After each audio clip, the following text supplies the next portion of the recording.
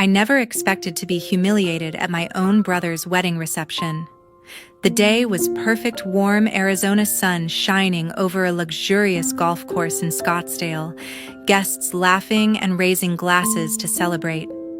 Then my brother Ian stepped up, wrapped an arm around me in front of everyone, and said with a big grin, "This is Rhonda, my little sister, still just an office worker. Nothing impressive in terms of position or anything."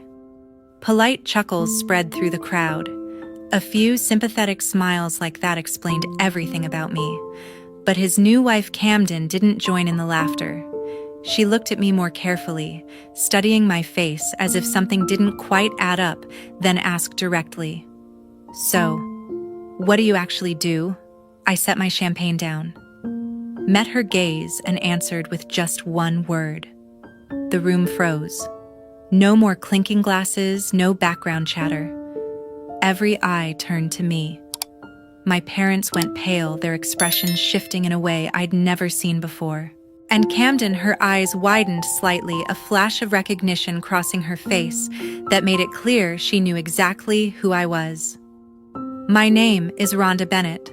For years, my family has loved simple labels, the kind that fit neatly into conversations without raising questions. Ian always got the glowing ones. Me, I got office worker. Short, harmless, and something no one ever pushed back on. I'd learned to stay quiet, to let them keep their comfortable version of me. It kept the peace. But that single word I spoke changed everything. Not with drama or shouting, just quietly, instantly. And once it was out, there was no going back. If you've ever felt underestimated by the people who should know you best, or hidden part of yourself to avoid making waves, this story might feel familiar. Stay with me until the end, and if it hits home, drop your own experience in the comments below. Looking back, the pattern started long before any of us realized it would define everything. Ian has always been the sun our family orbited around. From elementary school honor rolls to making varsity football in high school, every milestone came with framed certificates on the living room wall and long stories at dinner about how proud Mom and Dad were. When he graduated from the University of Michigan with a finance degree and landed a spot at one of the big investment banks in New York, the celebration lasted an entire weekend. There were toasts, speeches, even a custom cake shaped like the Wall Street Bull. His promotions were announced like national holidays. Every bonus, every closed deal, every new title, vice president by 29, managing director before 35, was treated as proof that the Bennetts had done something right. I took a different path, one that didn't come with applause at the dinner table. While Ian was closing multi-million-dollar M&A transactions on the East Coast, I was still in California finishing my computer science degree at Stanford. The idea hit me during senior year, an AI-driven platform that could predict customer behavior for e-commerce brands with scary accuracy. I built the first prototype in my dorm running servers off a credit card and a lot of caffeine. A professor introduced me to an angel investor in Palo Alto. 6 months after graduation, we closed a $1.8 million seed round. I was 24. Series A followed 18 months later, $12 million, from 2 top-tier Sand Hill Road firms. The term sheet arrived the same week Ian got engaged, the first time a relationship that lasted 11 months. I flew home for the engagement party, excited to share the news. At the restaurant, I waited for a lull in the conversation, then mentioned the funding. Mom smiled politely, said, "That's nice, honey," and immediately turned to Ian to ask about his new apartment on the Upper East Side. Dad raised his glass to my brother's upcoming Hampton share house. The subject changed before the entrees arrived. I told myself it didn't matter. Series B came 2 years later, $45 million, led by a legendary Valley fund. The valuation crossed 9 figures. Forbes ran a short profile, 30 under 30. Rhonda Bennett is quietly rewriting enterprise AI. I sent the link to the family group chat. Dad replied with a thumbs up emoji. Mom asked if I was eating enough vegetables. Ian sent a meme of SpongeBob holding a tiny briefcase that read, "When your sister says she got funded again." I stopped trying to explain after that. Instead, whenever anyone asked what I did, I gave them the answer they clearly preferred. Just office stuff. Nothing exciting. It was easier. It kept the table calm. It let Ian keep shining without competition. I convinced myself silence was kindness. There were moments when the weight of it pressed harder. Thanksgiving, the year we went public, our IPO raised $230 million on the first day I flew in from San Francisco. The stock ticker was on every financial channel. I walked into my parents' house in Phoenix, suitcase still in hand, and Mom handed me a stack of plates to set the table. Ian was recounting how he had just closed the biggest deal of his career. Everyone leaned in. I opened my mouth to mention the bell-ringing ceremony at NASDAQ, then caught Dad's expression, pure, uncomplicated pride directed only at his son, and closed it again. I set the table. I passed the gravy. I smiled when Ian joked that at least one of their kids had a real job with predictable hours. By then, I had learned the rhythm perfectly Ian spoke. The room listened. I spoke, phones came out. So I stopped speaking. It wasn't anger. Anger would have been cleaner. It was exhaustion, the slow, quiet kind that settles in when you realize your biggest achievements make the people you love most uncomfortable. I told myself their approval wasn't oxygen. My company was growing, the team was incredible, the technology was changing industries. That should be enough. And for a long time, I almost believed it was. Not everyone in my life bought the simplified version I gave my family. Spencer, my cousin, on my mom's side, was the only relative who ever saw through it.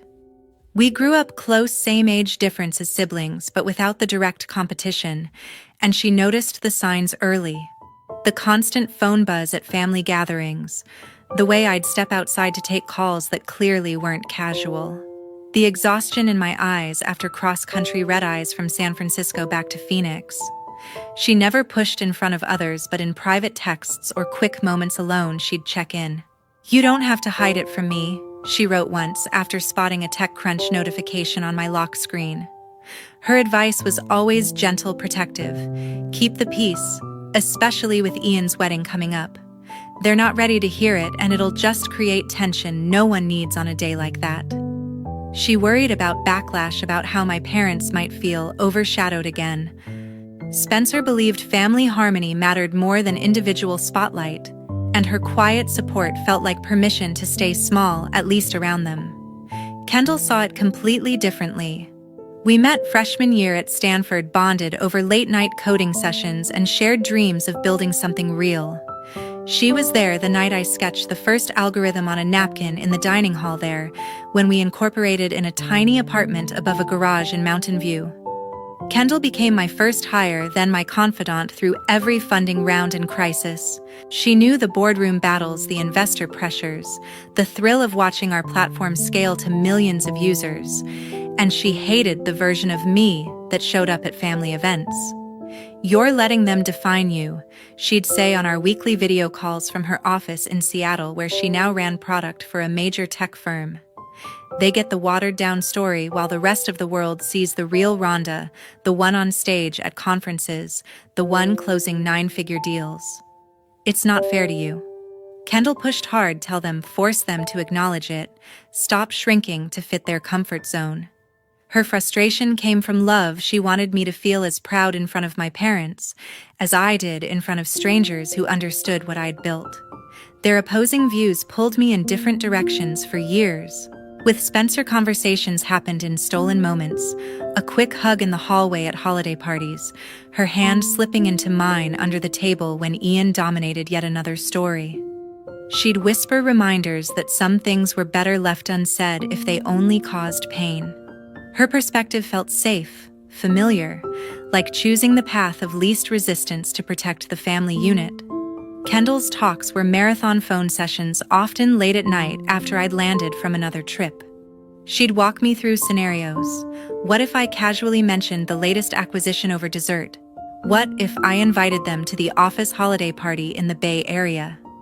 She dissected every family interaction I described, pointing out patterns of dismissal I'd grown numb to. "They're not protecting you. They're protecting their image of you," she argued. Kendall believed truth, even uncomfortable, was the only way forward. The conflict between their advice became my constant internal debate. Some nights I'd draft texts to my parents, links to articles, photos from events, then delete them after reading Spencer's latest message about keeping things smooth for the wedding. Other times, fired up after a call with Kendall, I'd rehearse speeches in my head, imagining the satisfaction of finally being seen. The push-pull exhausted me more than any board meeting ever could. I valued Spencer's loyalty to family tradition. I craved Kendall's insistence on authenticity. In the end, I sided with caution. The wedding was approaching, emotions would run high, and the last thing anyone needed was disruption. Yet their differences strengthened me in ways I didn't expect. Spencer taught me patience and empathy for people stuck in old roles. Kendall reminded me of my worth outside those roles. Together, they formed the support system that let me keep going without completely breaking. I leaned on their texts during lonely flights, their voices when doubt crept in. And as Ian's big day grew closer, I decided the secret would stay buried a little longer, at least until the celebration ended. If you've ever been misunderstood by your own family about your success, or found yourself torn between staying quiet and finally speaking up, you're not alone. Share your story in the comments below. I read everyone. The wedding day arrived bright and clear. The Scottsdale golf course transformed into something out of a magazine. White linens covered every table, fresh floral arrangements and soft pastels sat perfectly centered, and the natural light filtering through the palm trees gave the whole place an effortless elegance. Staff in crisp uniforms moved efficiently, setting out crystal glassware and adjusting chairs one last time. I showed up earlier than anyone else in the family, as always. Mom caught me at the entrance with a clipboard in hand, casually mentioning the guest list needed double-checking against the place cards.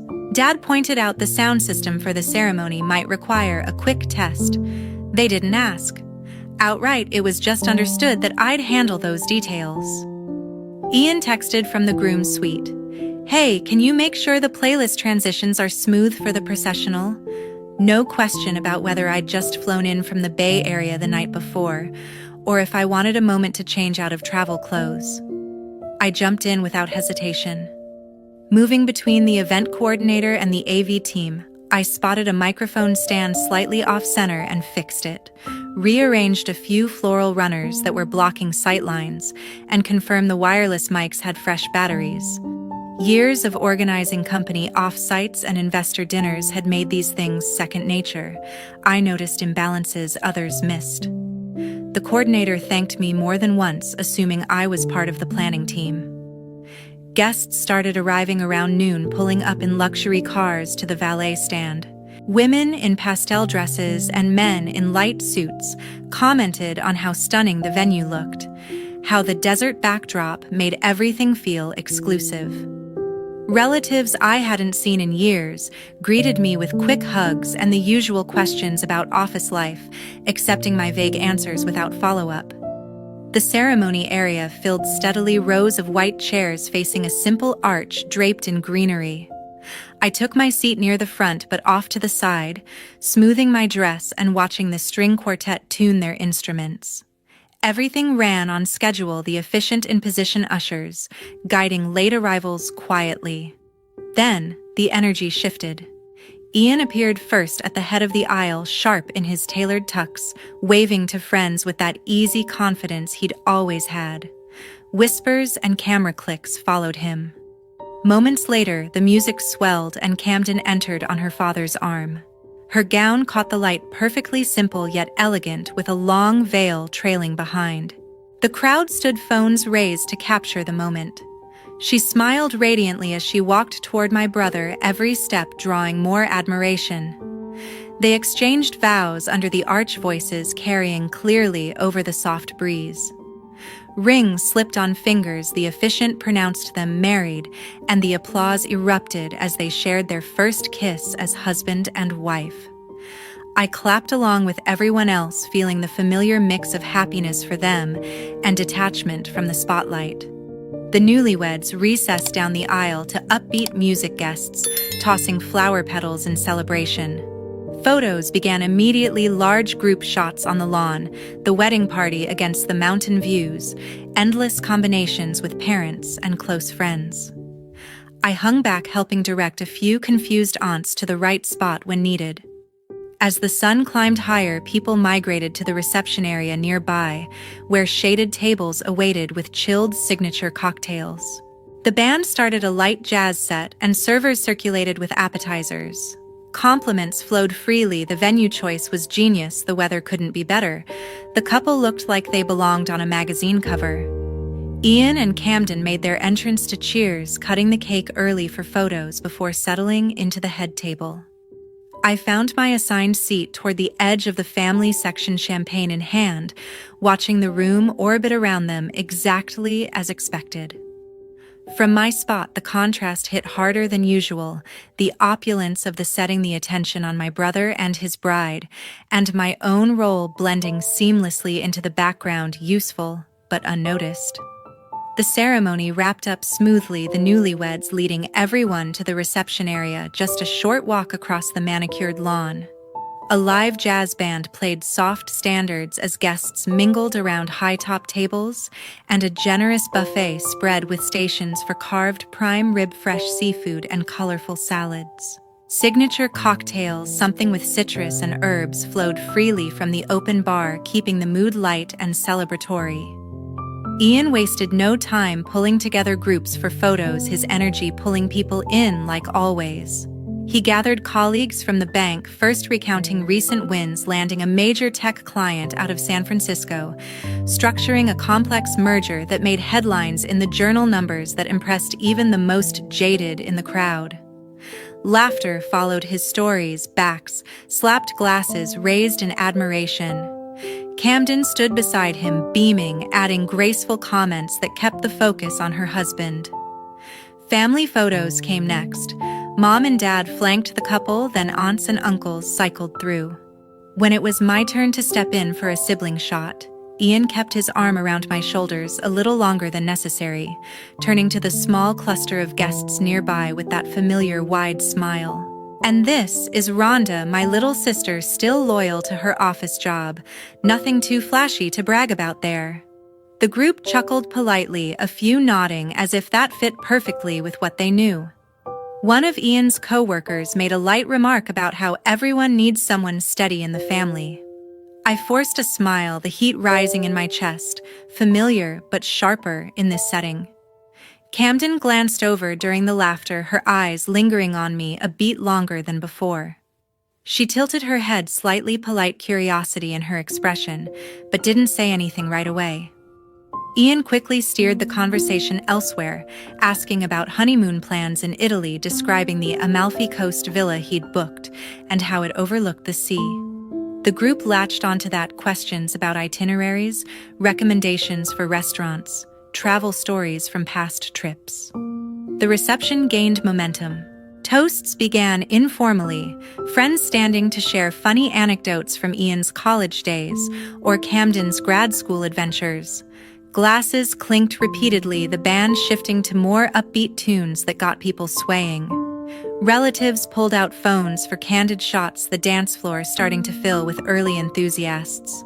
I circulated a bit, exchanging small talk with cousins and old family friends. Most conversations stayed surface-level, weather, the beautiful setup, quick updates on kids or jobs.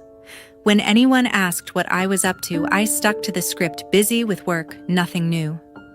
They accepted it easily, moving on to compliment the food or ask about the couple's registry. Camden crossed my path a couple times during the afternoon. Once, while picking up appetizers, she smiled warmly and commented on how well everything had come together. Another time near the bar, she mentioned knowing a few people in tech from her startup days. Her gaze held a hint of question, like she was searching for a connection she couldn't quite place. I kept responses neutral, deflecting with questions about the wedding planning instead. Ian dominated the head table area, entertaining clusters of guests with more stories from the trading floor, high-stakes negotiations, last-minute saves that earned him partner track buzz. Each tale drew bigger reactions, the circle around him growing. The sun dipped lower, casting golden light over the coarse string lights flickering on as daylight faded. Speeches turned sentimental. Dad getting emotional about watching his son build a life, Mom tearing up over how perfect Camden was for him. Applause followed everyone, the energy warm and inclusive for everyone in the spotlight. I stayed on the periphery, sipping my drink, feeling the subtle sting of that earlier comment settle in. It wasn't new, but amplified here among people who only knew the version my family presented. Camden's occasional glances added a new layer. She seemed to sense something off, though no one else did.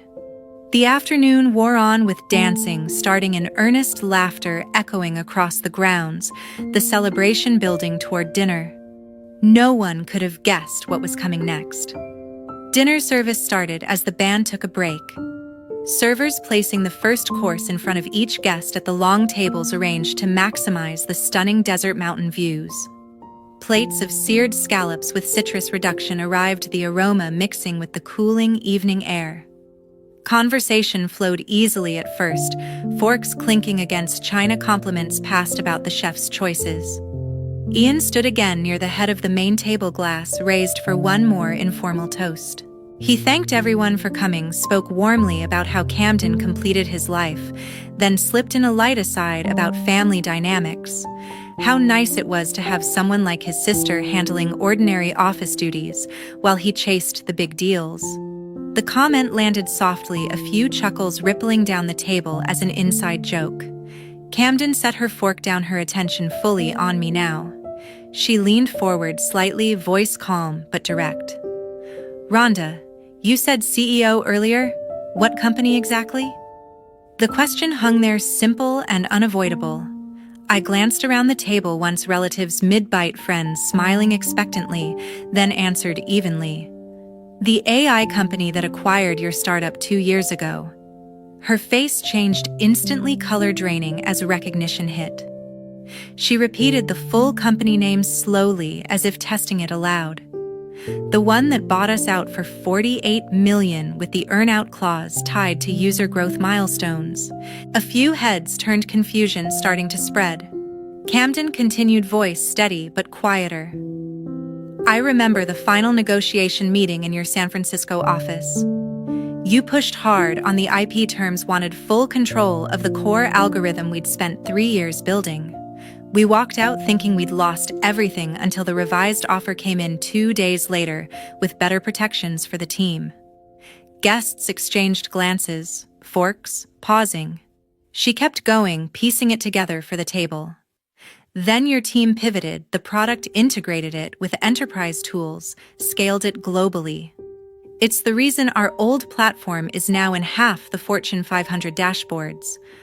I followed the news. I just never connected Rhonda Bennett, Ian's sister, to the founder who outmaneuvered us." Silence fell heavy and complete. No one chewed. No one reached for water. The string lights overhead seemed louder in the sudden quiet.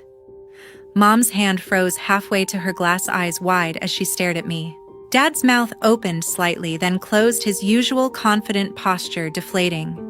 Relatives down the table shifted uncomfortably, napkins twisted in laps. Ian's smile faltered, his glass lowering slowly. Camden looked straight at me, not accusing, just stating facts. "You sat across from me in that boardroom. You were the one who decided our fate."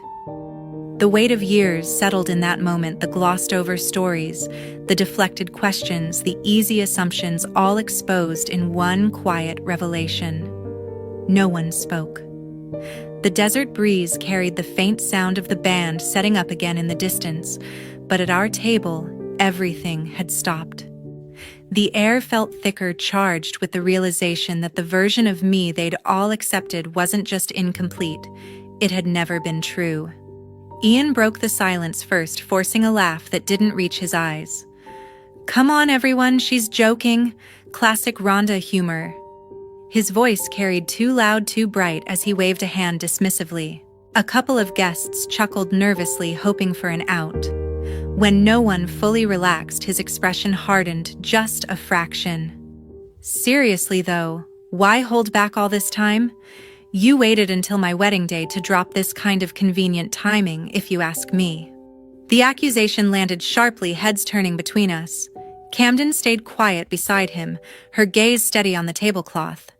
She didn't defend, didn't contradict, just added one more detail in a measured tone. The due diligence process was intense. Your legal team went through every line of code we'd written. I remember the follow-up calls about valuation adjustments. Her words carried weight without volume, making the moment feel even more real. Mom set her napkin down carefully, brow furrowed. Wait. You're saying this is actually true? She looked at me, searching for confirmation, voice laced with disbelief. Dad leaned forward, glass forgotten in his hand. Those trips you took, always work conferences, that was for this company. I nodded once. The pieces started connecting for them visibly. Mom's eyes darted as memories surfaced, the times I'd excused myself from family dinners for urgent calls, the vague explanations about being on the road for meetings. Dad's face shifted from confusion to something closer to regret, his shoulders sagging slightly. We thought. We just assumed. He trailed off, unable to finish. No one filled the gap.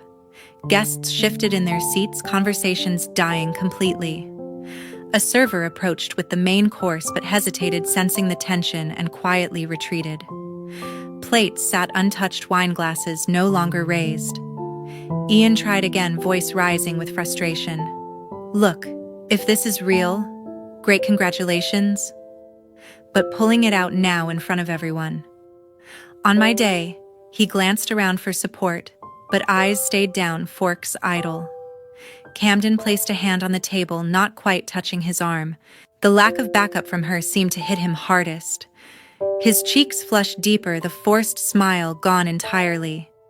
He attempted one more recovery, something about family teasing being normal, but the words fell flat, met with awkward coughs and averted gazes. The heaviness spread down the table. Relatives who had laughed earlier now looked uncomfortable, trapped in a moment they hadn't signed up for. Whispers stayed trapped behind tight lips. The band in the distance played on, oblivious, their upbeat set contrasting painfully with the frozen mood. Ian pushed his chair back abruptly, the scrape loud in the quiet. He stood, reaching for Camden's hand. She rose without resistance, expression unreadable. They walked away from the table together. No excuses, no goodbyes, just steady steps toward the private patio area beyond the reception lights. The remaining guests watched them go, the silence stretching longer. Servers finally cleared plates in near silence, the dinner effectively over, far ahead of schedule. Chairs emptied slowly as people drifted toward safer conversations elsewhere on the grounds. At our table, Mom stared at her hands, Dad rubbed his temple, and the weight of missed opportunities hung thicker than the desert night air closing in. The reception ended quietly that night, guests slipping away earlier than planned. Back in my San Francisco apartment the next morning, my phone started lighting up. Missed calls from Mom and Dad, followed by texts that felt clumsy, even on-screen apologies for not asking more, for assuming too much, promises to talk whenever I was ready. I read them, felt the familiar pull of guilt mixed with exhaustion, and left them unanswered. Word traveled in overlapping circles. A mutual connection mentioned the evening to someone in Ian's professional network, a casual comment about family tension at the wedding. It wasn't gossip, just context. But in the world of high-stakes finance, reputation matters beyond balance sheets. One potential client, after hearing the story secondhand, decided to pause discussions on a major deal. They cited alignment issues, nothing explicit, but the message was clear: character counts when trust is involved. Ian lost the contract, a significant one that would have been a career highlight. Camden canceled their honeymoon plans shortly after. She confided in a close friend who later shared with Kendall that she needed space to think. It wasn't only about the dinner revelation. It forced her to reconsider patterns she'd overlooked before, the casual dismissals, the way Ian positioned himself above others, including family. The Amalfi Villa booking was refunded, the time off work repurposed for reflection instead of celebration. Spencer checked in regularly, her messages full of quiet solidarity. She understood the family side better than anyone, reminding me that boundaries weren't cruelty, they were survival. "You don't owe them immediate forgiveness," she wrote after I told her about blocking numbers. Kendall was more direct, celebrating the decision as long overdue freedom. "You finally stopped carrying their version of you. That's power." I made the break official. Blocked my parents' numbers, Ian's too. Declined invitations to the usual holiday gatherings that started arriving in emails. No dramatic announcements, just silence on my end. The first few weeks felt strange, like missing a limb I'd never realized was weighing me down. Then the strangeness faded. Work filled the space effortlessly. Board meetings, product launches, mentoring younger engineers. Life in the Bay Area moved at its usual intense pace. Nights were mine again, without the mental rehearsal of how to downplay achievements for the next family call. The relief came gradually, then all at once. Mornings with coffee on my balcony, overlooking the city, no dread about upcoming obligations. Decisions made for me, not around others' comfort. The constant background hum of obligation quieted, replaced by a clarity I hadn't known I was missing. I used to believe staying quiet protected everyone, kept the family intact, avoided conflict, let Ian keep his shine. But silence only taught them how little of me they needed to see. It preserved their convenience, not our connection. Cutting ties wasn't easy, and it wasn't revenge. It was boundaries. It was choosing self-respect over forced harmony. And in doing so, I gave them the chance to face the consequences of years spent looking past me. Sometimes the healthiest thing you can do is stop shrinking to fit spaces that were never built for your full size. You don't owe anyone a smaller version of yourself, not family, not anyone. Real peace comes when you stop auditioning for people who never truly watch the performance.